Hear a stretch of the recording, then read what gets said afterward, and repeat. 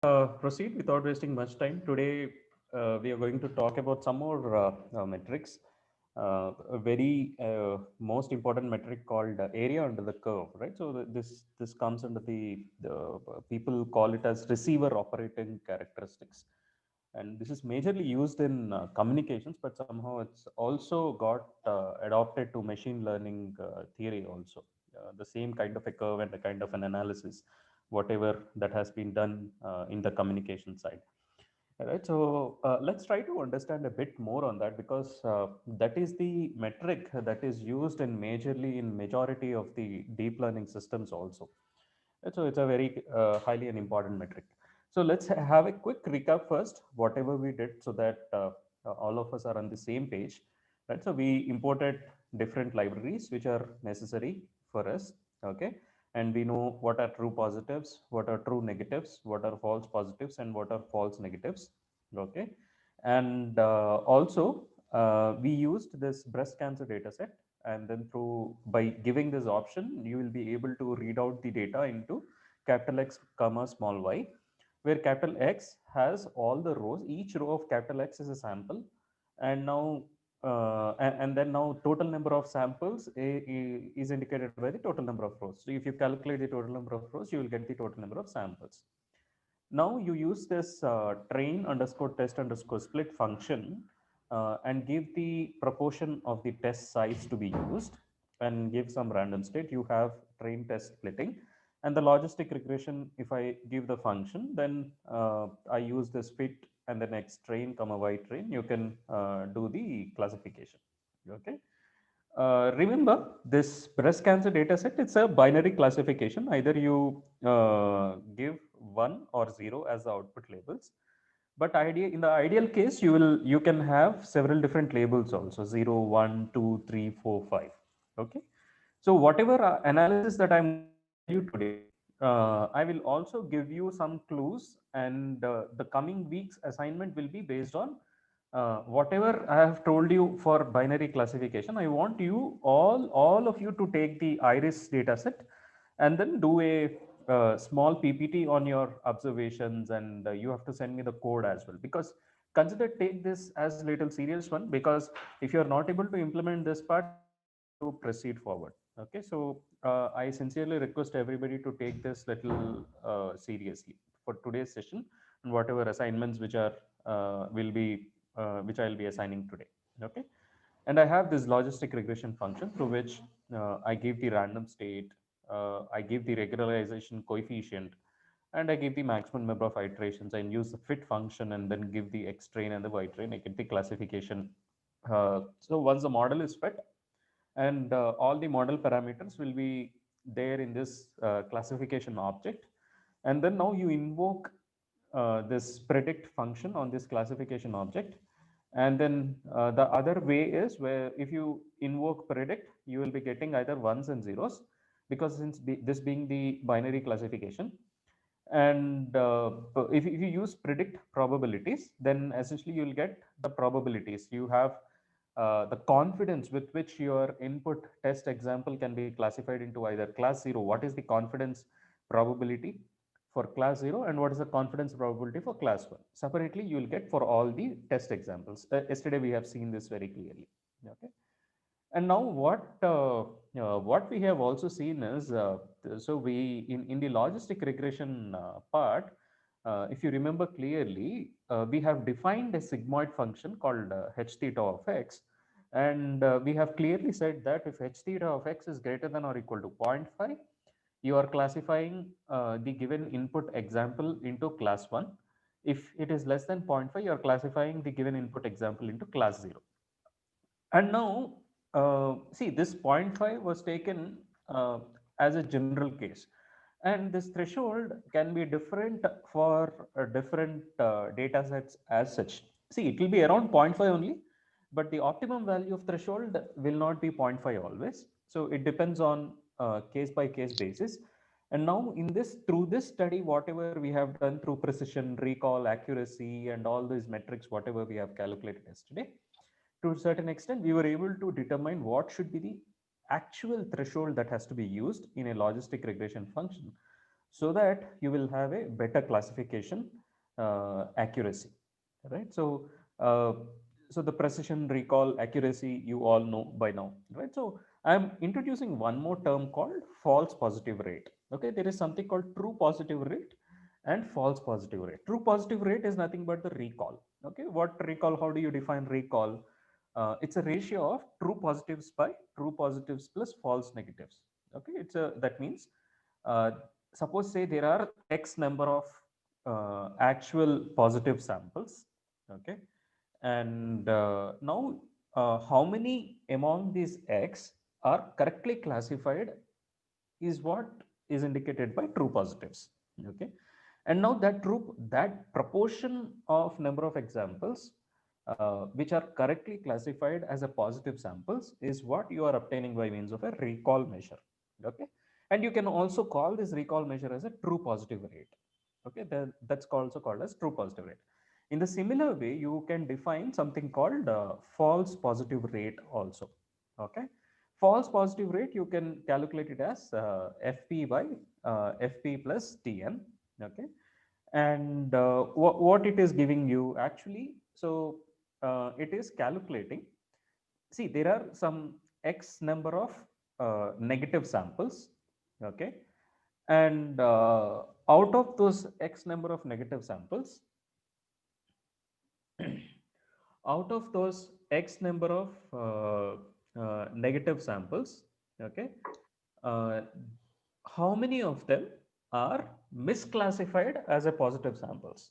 Okay, the proportion of negative samples which are misclassified as a positive samples, that is what you call it as a false positive rate, fp by fp plus tn, right? So if you know, just if you understand just true positive rate, false positive rate, I think that itself will be more than sufficient for the most of the machine learning problems, because that is what you expect. Okay, and do you want, see now let me ask you this question. How do you think the values of true positive rate should be, whether it need to be high or low?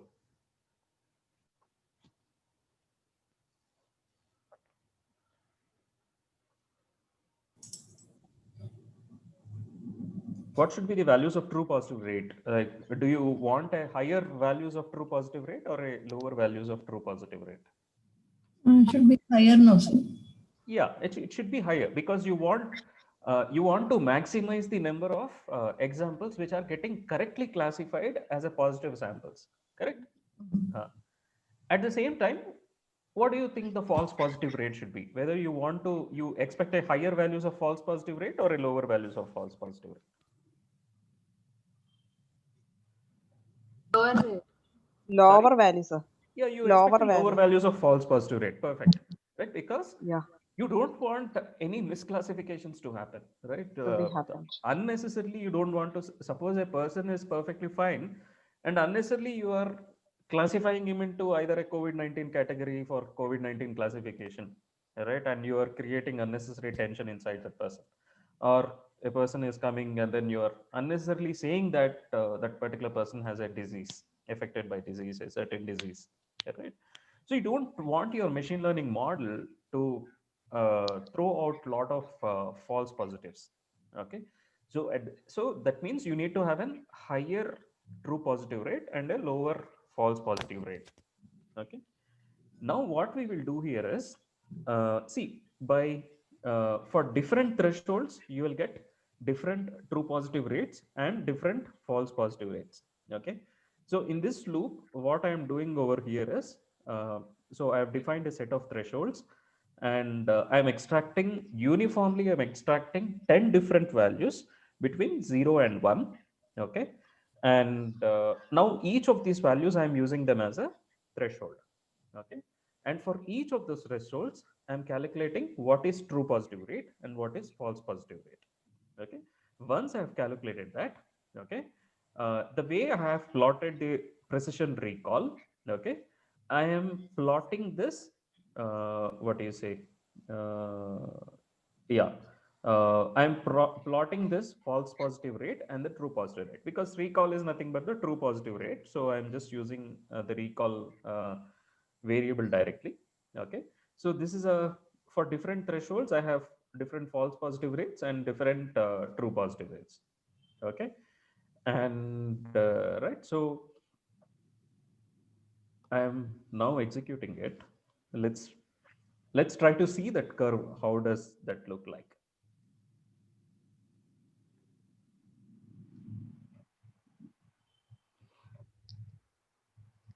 Is this understandable? Any queries? Are you able to understand properly? Yes, sir. Yes, Right. sir. So this is a plot. If you see the yesterday's plot we have seen, right? The precision recall plot, right? And let's see this is the curve that you plotted for a x-axis. You have a false positive rate, and the y-axis you have a true positive rate. Okay, and uh, so if you see, this is the blue curve. Are you able to see this curve? Okay. Yes, sir. Yes, sir. Ah, so this is the blue curve that you are seeing over here. Okay, and through this fill function, actually you can by using this fill between, actually you can fill the area. Okay, by means of some kind of a coloring. Okay, and whatever this area in this region, if you calculate the area in this region, see what is the total area of this box? Is this Two. a square box? Square, It's a square square box, box, right? sir. Yes. A square. A square. What is the size of, what is the A here?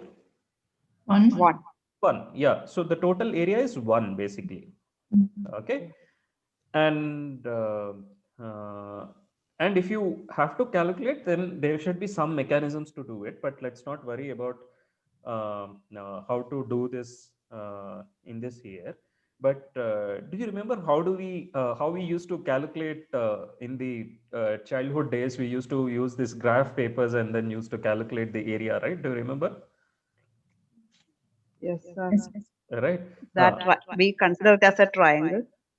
Not exactly triangle, madam. Actually, we calculate the total number of fully covered square boxes, and then we calculate how many of them are more than half filled, and then if it's less than half filled, then you don't consider them. Based on which you calculate the area. Do you remember?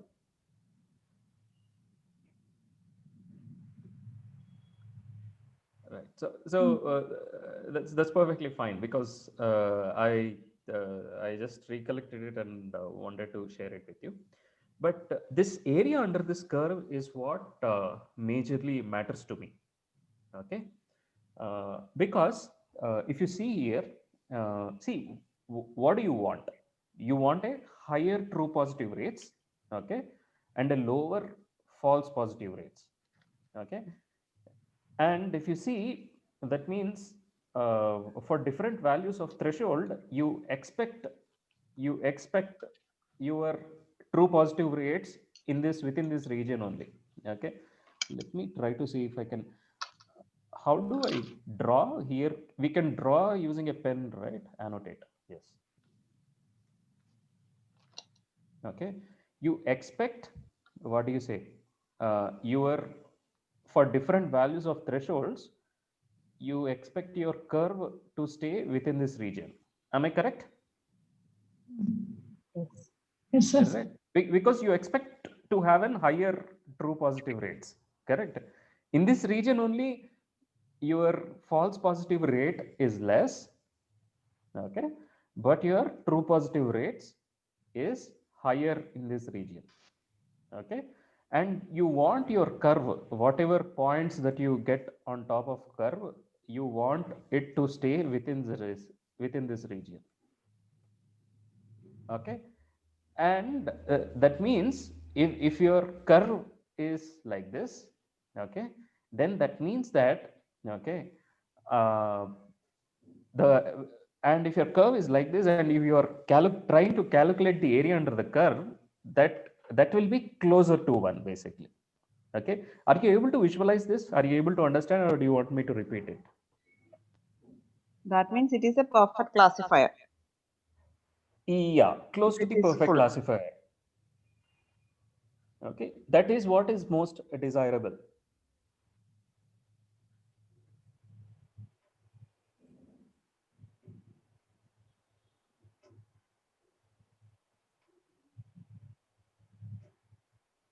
Junita ma'am, is this fine? Are you able to understand? Sir, but not that clear. I'll listen once again, sir. Huh. So no, what I'm saying here is Ah. you expect to have a lower values of false positive rates. Am I Yes, correct? sir. Yes, sir. Right? There I And you have. want to have an higher values of true positive True rate. cost. Right? Yes, sir. So that means what I'm saying here is for different values of threshold, when you are calculating, when you are plotting this curve, your different values of threshold, okay, you should, your false positive rates should be within this, as close to this zero, correct? Yes, sir. Yes. Right? If you want to have a least values, and your true, you want your true positives closer to this one. One. Correct. That is when you can say that you have a better classifier. And if you want your false positive rates to be closer to zero and true positive rates to be closer to one, that means this curve, whatever is there, should be within this region. Yes, sir. Yes, It's sir. almost like vertical line. Almost like a vertical line. If you have a vertical line, then that means the area under the curve is one. One. Correct? The complete region will come. Right. Yes. But here, it's not the ideal case. There are some misclassifications that are happening over here. That is the reason you have some slight deviation over here, and there is some empty space over here. Yes.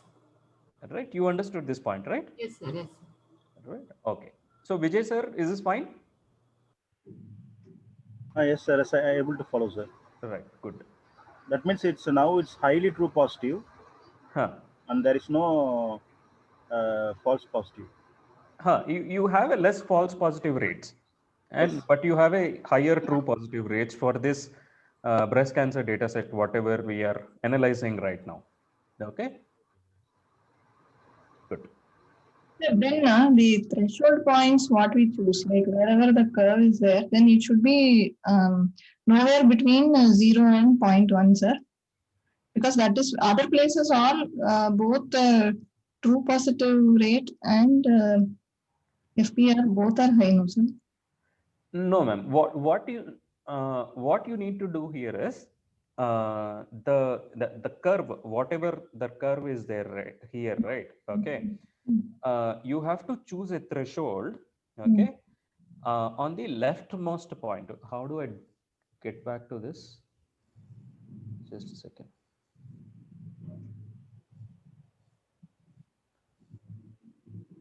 Any idea? How do I get back to that pen?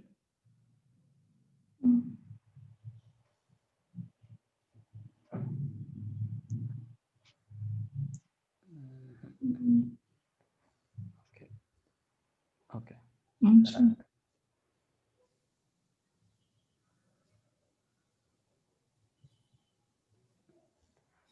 So what you need to do here is you have to choose a point which is to the leftmost. Okay. The threshold value, okay, should be chosen in such a way that, okay, this leftmost point, wherever it is there, okay, this point you have to see is at this point there is some true positive rate and there is some false positive rate, correct? Okay. So and there must be some value of threshold which must have resulted in this kind of a true positive rate and false positive rate, correct? Yes.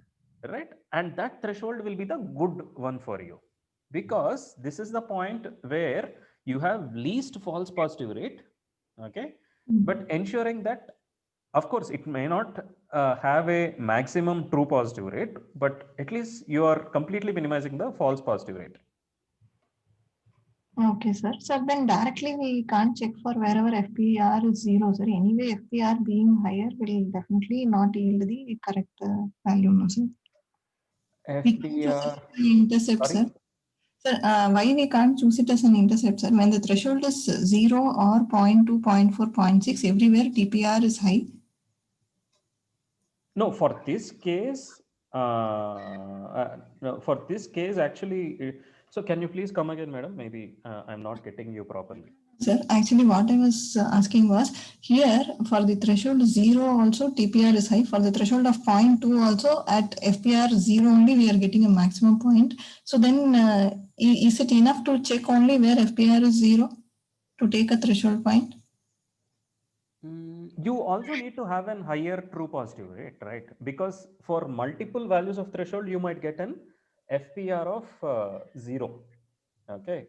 But you also need to see for which value you are getting in among those least FPRs that you have, FPR of 0, for which threshold you can go to the maximum true positive rate as well. Okay, sir.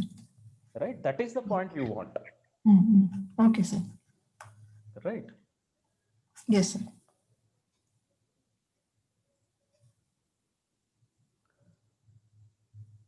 Because let's take this example, madam. If you take a threshold value of 0, what will happen? See, anyways, you will have some certain finite probability that will be coming out of logistic regression. Okay. That means all your examples are now getting classified as a positive examples. Yes, sir. Sir, in that case, 0 and 1 is totally invalid, no, sir? 0 means no classification at all, and 1 means totally it is assigned to other class. Correct. In inverted, almost like that. Yes.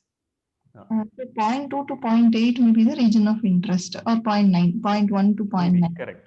Correct. So for each of those thresholds, where the minimum FPR and maximum TPR is what we are seeing, correct, no, sir? Yeah, correct. So that analysis will be a little easier for the visualization purpose. When you draw this TPR versus FPR curve, then that analysis will be a little easier for you. And what this TPR curve, in this TPR versus FPR curve, the leftmost point in this curve, you have to pick it up. Okay, sir. Right. So when you pick up like that, then you have, what do you say, the optimum values there. Okay, sir. So now when we are hunting for this point in the code, then what exactly we should measure, sir? Like here from the plot, we are able to make out that it is somewhere near 0.8. But this region exactly in that matrix, how we will hunt for this point of where this is becoming maximum, because this is a curve. And this particular point, how we will get, sir? That you have to write the logic, man. I'm not going to tell you. Okay, sir. Right, because that is what is the guts, and I don't want to tell you as such. And but if you are able to write a logic to calculate the area under this curve, I will be most happiest. I don't know to tell you that part also. We will try, sir. Yeah, sure. But that is not the part of the assignment. Anyways, it's up to you whether you want to try that or not as a part of your personal learning. I'll leave it to that part to you because that may not be really important. But as a part of coding exercises, if you want to get it done, then I'm perfectly fine with it. Okay, sir. Okay. Yeah. Okay. So this you call it as an ROC curve. Okay, I'm repeating. And the area under the curve is what is really important. If the area under the curve is 1, then that is what you always desire for. Okay. And but the problem here is if the area under the curve is 1, then sometimes you need to also go back and check whether you are doing correctly or not. Okay, because you don't expect your what do you say, your classifier model to be always 100% correct, right? So if it is throwing a 100% accuracy or AUC underscore is equal to 1, what generally people do is they go back and check whether all the modeling steps, whatever they have done, is correct or not. And if it is perfectly fine, then that's absolutely fine to go. You can go ahead and deploy the model and then use the model for testing purposes across different applications. Okay, but that is what you need to be careful about. Okay, and when the area under the curve is 0, that means the model is very bad actually. Okay, that means you have almost like if the area under the curve is 0, that means this curve is completely lying on this x-axis. Okay, the false positive rate. Okay, that means you almost like you are not you are having a very high false positive rate, something like that maybe. Okay, and AUC equal to 0.5, that means your predictions are random. Okay, so there are different analysis that can be done. So the higher the values of AUC, the better it is always. Okay, so just consider that point. Okay.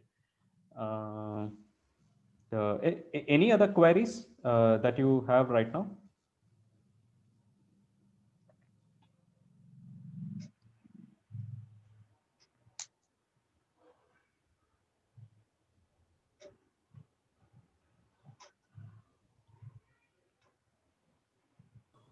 Sir, will you send this code, sir? Yes, madam, I can do that. Okay. Yeah, because on the basis of this only, I want you to do the next part of it. Okay. See, this is perfectly fine. This is for binary classification. Okay. But how do you extend the same, what do you say, the same metrics for the multi-class scenario? Okay. Multi-class means that I have multiple classes now. It's not that I have only either 1 or 0, but you have something like digit classification that we have seen earlier. Okay, so you have multiple classes ranging from 0 to 9. Okay, and now from 0 to 9 you have almost 10 classes right now. Then how do you calculate this, what do you say, the confusion matrix, and how do you calculate this precision, and how do you calculate this the other metrics like F1 score, whatever it is. Okay, so this is what is the assignment. I am going to tell you the steps. Okay, so what you need to do here is the same code, maybe you have to write it for iris dataset. Iris dataset has 3 classes, 0, 1 and 2. Okay, the input features, whatever the iris dataset has, you will be classifying either into class 0, class 1, class 2, and each has its own name, but that may not be very relevant to us. All that is important for us to know is how many classes are there. Okay, and for which, how do you calculate this precision and recall and all these measures, how do you calculate for that multi-class scenario? Okay, so I'll first, if you see here, there is a direct what do you say, before venturing into multi-class, I wanted to show you there is a option called what do you say, there's a object called metrics. Okay, inside this sklearn package, and you can, when you invoke this ROC underscore AUC underscore score, essentially you'll get an area under that curve. Okay, if you see the area under the curve is 0.996, almost it's close to 1. That means the classifier model is good, but still you can further improve. If there is any other possibilities in any way you can improve, then you can go ahead and improve, right? But this AUC you can directly calculate by using this ROC underscore AUC underscore score function, where the input you will give the original test labels, and the predicted test labels you will give it here. Okay, but these should be in the form of probabilities. Okay, because based on that, what internally it does is it calculates what do you say, for different thresholds it will calculate the true positive rate, it can calculate the false positive rate, and then it draws the curve, and it also calculates the area under the curve. Okay, internally it does so much with this inbuilt function.